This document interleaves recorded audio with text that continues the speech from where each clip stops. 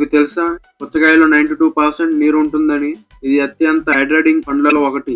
వేరుశనగలకి పేరు ఉన్నప్పటికీ వేరుశనగ గింజలు కాదు, అవి చిక్కుళ్ళు, బీన్స్ మరియు కాయధాన్యాలకు చెందినవి.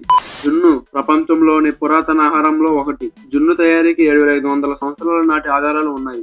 బంగాళాదుంపలు అంతరిక్షంలో పండించిన మొదటి కూరగాయలు. నాసా మరియు విస్కాన్సిన్ విశ్వవిద్యాలయం 1995లో స్పేస్ షటిల్లో వాటిని పెంచడానికి భాగస్వామ్యం కలిగి ఉన్నాయి.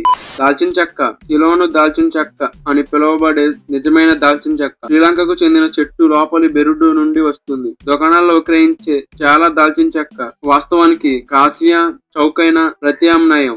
ఐస్ క్రీమ్ 1994లో సెయింట్ లూయిస్ లో జరిగిన వరల్డ్ ఫెయిర్ లో ఒక ఐస్ క్రీమ్ విక్రేత కప్పులు అయిపోవడంతో సమీపంలోని ఊకదంపుడు వ్యాపారితో జతకట్టడంతో అనుకోకుండా వాఫిల్ కోన్ కనుగొనబడింది. పైనాపిల్స్ కోతకు సిద్ధంగా ఉండడానికి ముందు అవి పెరగడానికి మరియు పరిపక్వం చెందడానికి సుమారు 2 సంవత్సరాలు పడుతుంది.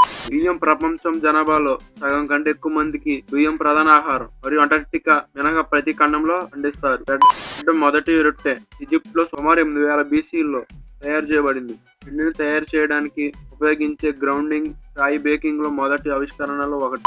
పాప్కార్న్ పురాతన స్నాక్స్ లో ఒకటి. పురావస్తు శాస్త్రవేత్తలు మెక్సికోలోని గుహలో 5000 సంవత్సరాలకు పైగా పాత పాప్కార్న్ ను కనుగొన్నారు.